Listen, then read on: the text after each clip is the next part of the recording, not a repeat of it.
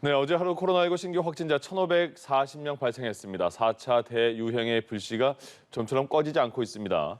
자, 3분기 주력 백신 중에 하나인 모더나 백신 수급에는 또다시 차질이 발생을 했습니다. 그러나 정부는 11월 집단 면역의 목표는 차질이 없을 거다 이렇게 밝혔습니다. 관련 내용들 살펴보죠. 고려대 의대 예방의학과 최재욱 교수와 함께하겠습니다. 어서 오십시오. 예. 지금 계속해서 한 달 넘게 1,000명대 이어가고 있고 주 중반에 1,700~800명대까지 가고 있어요. 지금 1,500명이 좀 넘었는데 어제 확진자가 추세 어떻게 저희가 봐야 될까요? 네, 뭐 말씀하신 대로 지금 연속 나흘째 날 기준으로 해서 최다 확진자 수 계속 경신하고 있지 않습니까? 네. 따라서 이제 이러한 상황을 보면 이제 이번 주에 확진자가 더 늘어서 2,000명까지 늘 수 있겠다라는 그런 우려가 계속 가속되고 있고요. 예. 또 지금 말씀하신 대로 뭐 백신 접종이라든지 또 학교 등교, 2학기 등교 문제라든지 여러 가지 문제가 산적해 있고 네. 좀 더 구체적으로 들여다보면 이 확산세가 지역과 별로 차이가 나타나지 않습니다. 예, 그래서 예. 수도권과 비수도권의 이제 차이가 나타나는 부분들 해결해야 될 문제점들이 전국적으로 지금 확산되는 그런 상황에 놓여 있어서 좀 어려운 상황이 됐습니다. 예. 지난주에 감염 재생산 지수를 보니까 0.999요. 그 전주가 1.04예요. 그러니까 네. 감염 재생산 지수는 떨어졌거든요. 근데 지금 확진자는 좀 늘고 있는 거예요. 네네. 이해가 잘 안 돼요. 예. 그 점은 이제 통계를 산출하는 과정에서의 좀 차이가 있음을 좀 말씀드려야 될 것 같습니다. 예. 이 감염 재생산 지수라는 것은 이제 말씀드린 대로 한 사람이 몇 사람을 감염시키냐 그렇게 보지 않습니까? 네. 근데 이제 이게 하루의 통계를 갖고 보는 건 아니고요. 일주일간의 직전 일주일간의 통계니까 전주 통계이고요.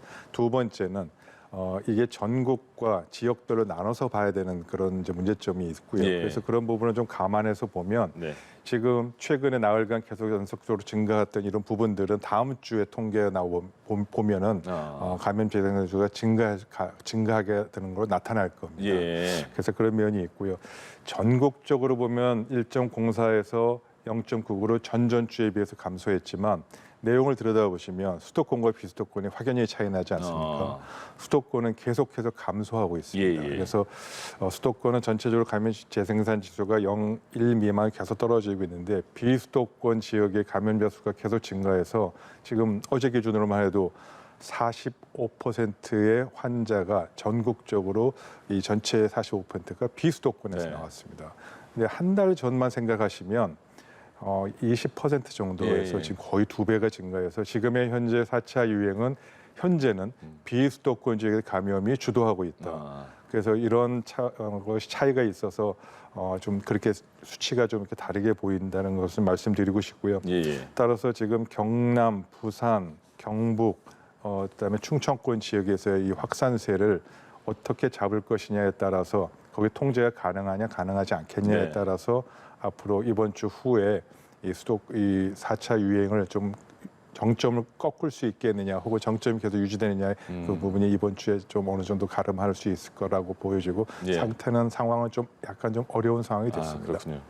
교육 당국도 굉장히 고민이 많은 것 같아요. 2학기 때부터 많은 학생들 등교 수업 진짜 본인들도 원하고 그렇게 해야지 또 친구들도 만나고 그럴 텐데 델타 변이 때문에 고민을 많이 했던데 4단계여도 초등학교 1, 2학년, 고등학교 3학년 특수학교는 등교 수업을 하도록 하겠다 이렇게 결정을 한 것 같아요. 네. 어떻게 생각하세요?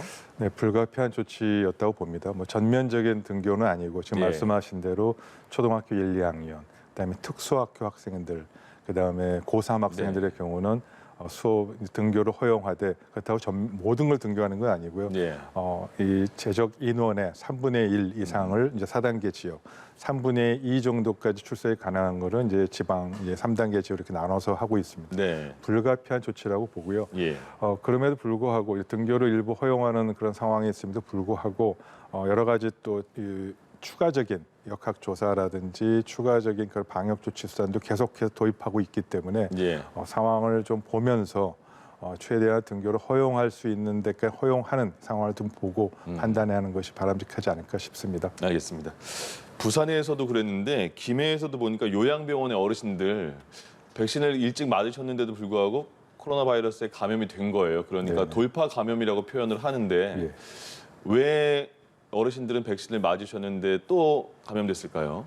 예, 그 점 뭐 지금 방역 당국도 전문가들도 계속 조사를 하고 있습니다만 예.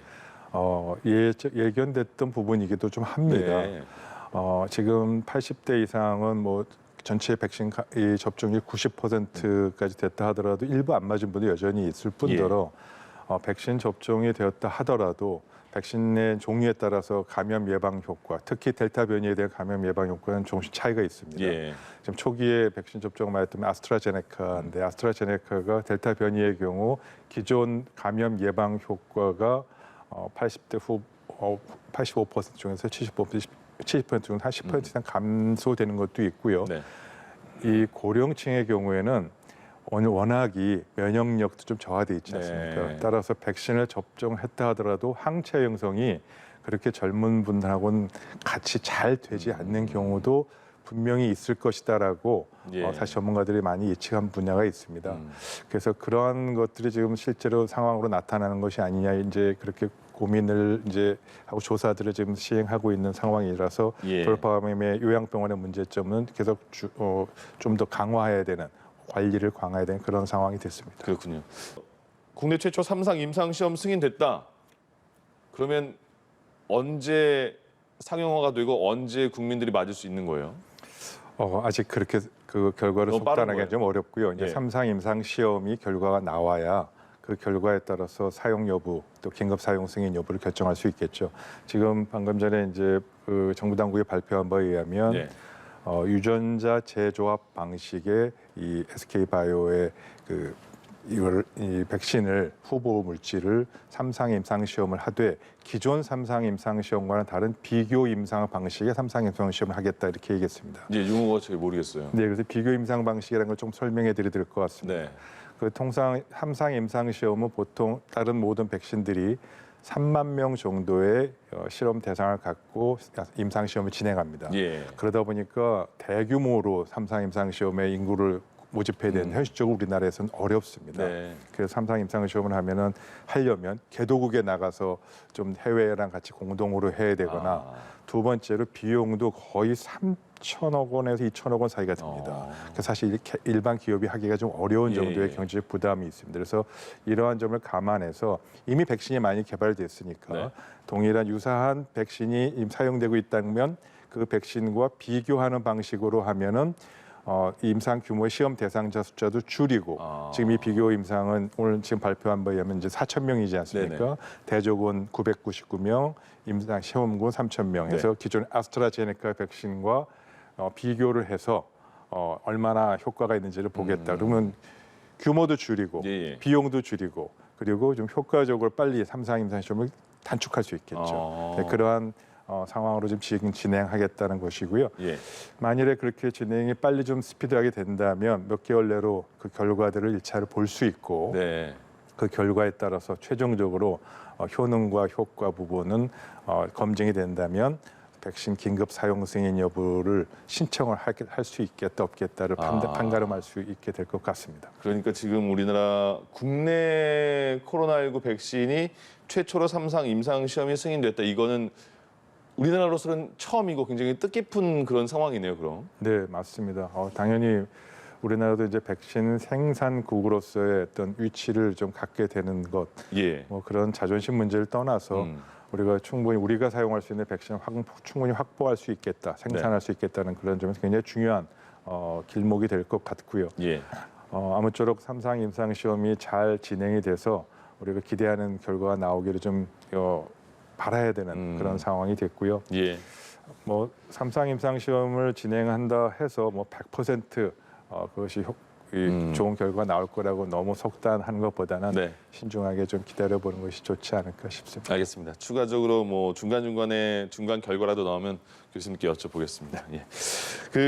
지금 모더나가요. 8월 달에 들어오기로 했는데 모더나 자체 내부에 실험실에서 문제가 있다 그래서 절반 정도 아니면 그 이하도 될 수 있고요. 물량이 되게 적게 들어오게 됐다 한국에. 근데 뭐 캐나다나 미국, 일본도 그렇더라고요. 그래서 모더나 측에서 미안하다고 했는데 여기에 대한 이게 어떤 그 대처 방안이라고 할까요? 그래서 모더나 2차 접종 시기를 3, 4주에서 6주로 미룬다 이렇게 말을 하더라고요. 네. 그 정부 당국에서.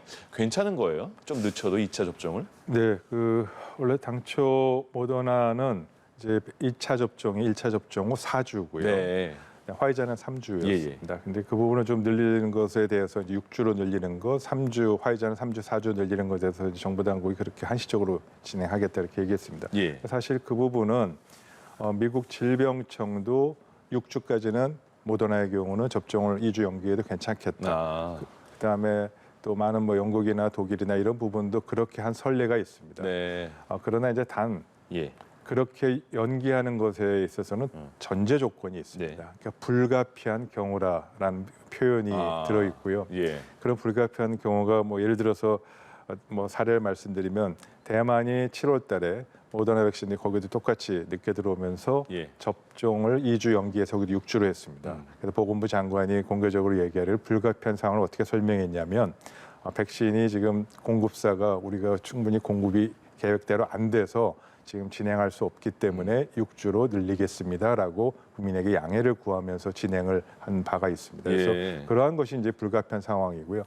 근데 6주가 넘어가면은 좀 곤란하지 않겠냐라는 입장이 좀 현재는 대다수가 많고요. 예. 6주까지 정도를 상황을 놓고 보면서 접종 계획에 좀 유연하게 대처하는 그런 불가피한 측면이 있다고 봅니다.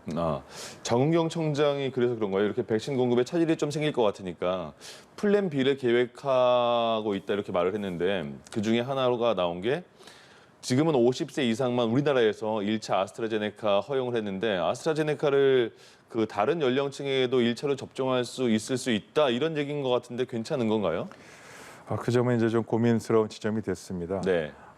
물론 뭐 아스트라제네카가 50대 이하라 하더라도 물론 혈전증이라든지 혈소판 감소증 같은 그런 부작용 때문에 50세 이하는 좀 접종을 이제 권고하지 않는 것으로 네. 이제 그동안 결정했습니다만 사실 그렇다 하더라도 그런 부작용 자체가 발생률이 10만 명당 10명, 12명 예. 정도라서 굉장히 낮은 수치고요. 예. 그런 이 백신 접종과 관련 없이도 혈전증이나 이런 게 발생할 수 있는 확률이 일반적인 것도 네. 일반적인 상황도 10만 명당 두세 명, 서너 명 정도 큰 차이가 사실 없습니다. 예. 근데 이제 국민의 불안감을 고려해서 또 실제로 늘 수 있기 때문에 네. 수치상 이렇게 한 건데 이제 부분은 여러 가지 다각도로 이제 고려해 보고 예. 필요하다면 그런 플랜 B도 고려해야 될 상황이 됐고요. 왜 예. 플랜 B를 고려해야 되는 상황이 됐냐면 지금 당초 대통령도 얘기했습니다만 추석 전까지 1차 접종을 70% 즉 3,600만 명 정도를 접종 완료하겠다는 목표는 벌써 뭐 국민 다들 알고 계시지 않습니까? 그런데 지금 사실 불과 한 달 정도 남은 시점에서 1,600만 명이 추가로 접종을 해야 되는데 지금 뭐 모더나도 850만 분이 반으로 줄었고 그래서 여러 가지 상황을 고려해서 그 목표를 맞추기 위해서는 플랜 B가 백신 수급의 어떤 대안으로 고려해야 되는 것은 뭐 당연히 필요한 조치라고 봅니다. 예, 알겠습니다. 백신 수급도 잘 됐으면 좋겠고 아까 보신 최초 3상 임상 시험 우리나라 백신도 잘 만들어졌으면 좋겠습니다. 여기까지 하겠습니다. 지금까지 고려대 의대 예방의학과 최재욱 교수와 함께했습니다. 고맙습니다. 네. 예.